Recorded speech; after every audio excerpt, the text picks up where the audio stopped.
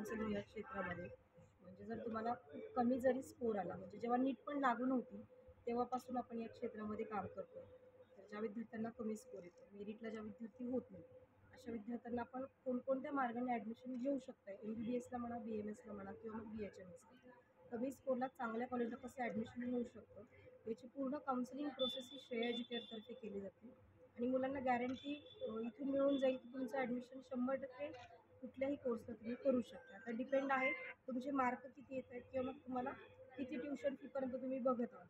तशा प्रकारे आपण काउन्सिलिंग करत असतो. ऑल ओव्हर इंडियामध्ये कुठलंही कॉलेज तुम्ही म्हणाल किंवा कुठल्याही राज्याची म्हणाल, आपण तिथे काउन्सिलिंग करून देत असतो.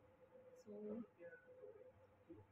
तर तुमचं कमी कमी पर्सेंटेज असल्या विद्यार्थ्याला तर त्याच्या पालकाला एकूण किती फी भरावं लागेल? जेणेकरून डिपेंड आहे समजा कुठल्या कोर्सला घ्यायचं किंवा कुठल्या तर कॉलेजला घ्यायचं 50% असेल. किंवा 60% पडलेले ते आहेत. पर्सेंटाईलवर नसतं. एक तर पहिली गोष्ट तुम्हाला एक नीटची एक्झाम क्लिअर करावी लागते. 720 पैकी तुम्हाला मार्क पाहिजे असतात. मग त्याच्यामध्ये तुमच्या मार्कांवाईज तुमचं काउन्सिलिंग हे ठरत असतं. गव्हर्नमेंटचं असतं, सेमी गव्हर्नमेंट असतं, त्याच्यानंतर डीम कॉलेज असतं. आता हे विभाजन कसं होतं तर तुमच्या मार्कानुसार होत असतं. खूप जास्त चांगले मार्क आले तर तुमचं गव्हर्नमेंटला होत असतं. सेमी गव्हर्नमेंटला तुमच्या मिडलमध्ये होत असतं आणि सगळ्यात कमी मार्क जर असतील तर मग तुम्ही डीम कॉलेजला फक्त फीजमध्ये प्रेफर करू शकता. महाराष्ट्र झालं किंवा मग साऊथ इंडियामध्ये फक्त एलिजिबल विद्यार्थ्यांचं सुद्धा MBBS होऊ शकतं. वार्षिक 20 ते 22 लाख ट्युशन फी. सर अभिषेक तुम्ही सर थोडंसं इन्फॉर्मेशन देतील. तुमचं जे PMT वगैरेचं काही याच्यामध्ये मेडिकलचं काही नाही. बरं. तुम्ही फक्त छत्रपती काउन्सिलिंग करता का? संभाजीनगरमध्ये आपण सेमिनारचं आयोजन केलं सर. विद्यार्थ्यांना काय आवाहन करणार? विद्यार्थ्यांना आव्हान एवढंच करू की कमी स्कोर येतोय म्हणून खचून जाऊ नका. प्रवेशाच्या संधी मुबलक प्रमाणात आहेत. आपल्याला डेअरिंग करावी लागेल एवढंच आहे. आणि शक्य तेवढे पर्याय आपल्याला चाचून पाहावे लागतील. तुमच्याकडं जर तुमच्या संस्थेकडे जर समजा विद्यार्थ्याला संपर्क साधायचा असेल तर काही नंबर वगैरे काही ॲड्रेस सांगू शकता? हो आहे आमचा.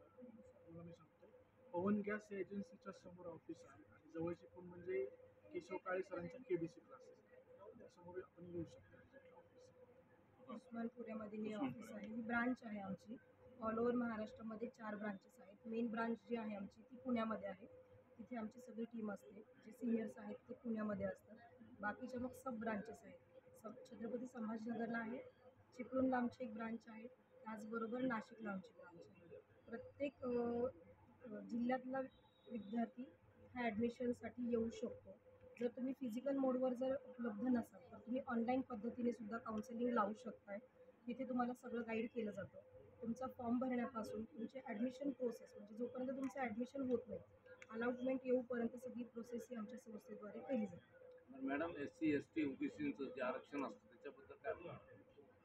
जो कोटा असतो त्याच्याबद्दल काय म्हणतात? त्यासाठी नसतं मेरिटवर ज्या विद्यार्थ्यांचे ॲडमिशन्स होतात त्यांना त्या आरक्षणाचा लाभ घेता येईल. आणि आता एक नवं म्हणजे आरक्षण असल्यासारखंच आहे ते, पण ज्या फिमेल कॅन्डिडेट आहेत, ज्या मुली आहेत आणि 8 लाखाच्या खाली उत्पन्न आहे, त्याला राज्य सरकारने तो अध्यादेश काढलेलाच आहे की फ्री एज्युकेशन आहे. MBBS असो, सेमी गव्हर्नमेंट, गव्हर्नमेंट असो, सेमी गव्हर्नमेंट असो, तीच गोष्ट BDS, BMS, BHMS इत्यादी कोर्सेससाठी ती गोष्ट लागू होत आहे.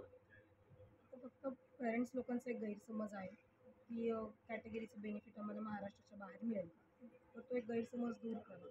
महाराष्ट्राच्या बाहेर कुठलंच कॅटेगरीचं बेनिफिट हे मिळत नाही ना. तुम्ही महाराष्ट्रामध्ये पण डीम कॉलेजेस आहेत, जसं की भारती विद्यापीठ, DY पाटील, कृष्णा कराड, MGM या कॉलेजला कुठलीही स्कॉलरशिप कॅटेगरी वाईज लागू होत नाही.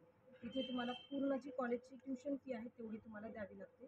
त्याचबरोबर महाराष्ट्राच्या बाहेर जर ॲडमिशन झालं तर पूर्ण ट्युशन फी तुम्हाला तिथे द्यावी लागते. कुठलंच कॅटेगरीचं बेनिफिट महाराष्ट्राच्या बाहेर मिळत नाही. आणि महाराष्ट्रामध्ये पण कधी मिळतं, ज्यावेळेस तुमचं काउन्सिलिंगमधून नंबर लागेल, कॅप राऊंड थ्रू जर तुमचा नंबर लागला तरच तुम्हाला तिथे बेनिफिट मिळतं. मॅनेजमेंटमधून कुठल्याही कॅटेगरीचं बेनिफिट तिथे मिळत नाही, हे मुलांनी लक्षात ठेवा. सगळ्यापासून आता सेमिनार चालू आहे तर किती पालकांनी भेट रिस्पॉन्स चांगला आहे. म्हणजे त्यांना ॲक्च्युली आयडियाच नाही की कमी मार्कांना सुद्धा आपलं कमी बजेटमध्ये MBBSचं स्वप्न हे पूर्ण होऊ मॅडम शकतं. कमीत कमी किती? जस्ट 200 जरी मार्क आले सर तरी तुमचं 12 लाख ट्युशन फीमध्ये MBBSला सीट हे कन्फर्म होऊ शकतं इंडियामध्ये. इंडिया कारण की माहिती नाही आहे मुलांना. मग अब्रॉड पण आहे का तुमच्याकडे? अब्रॉडला पण करतो सर, नाही असं नाही. फॉर आता, एक्झाम्पल कोणतं आहे? रशिया आहे, उझबेकिस्तान आहे, मॉरिशस आहे सर, एक चांगलं ऑप्शन जर बघत असाल तर मॉरिशस एक चांगलं ऑप्शन आहे. त्याचबरोबर नेपाळ आहे सर. जॉर्जियाला शक्यतो आम्ही स्किप करतो, कारण इंडियन एम्बेसी नसल्यामुळे आम्ही जिथे गव्हर्नमेंटचे सगळे रूल फॉलो करतात त्याच युनिव्हर्सिटीला आपण प्रेफरन्स सर देत असतो आउट ऑफ इंडियासाठी. युनिव्हर्सिटी भरपूर आहेत, 2 लाख 3 लाख मध्ये, पण त्या कितपत चांगल्या आहेत हे पॅरेंट्स लोकांना माहीत नाही.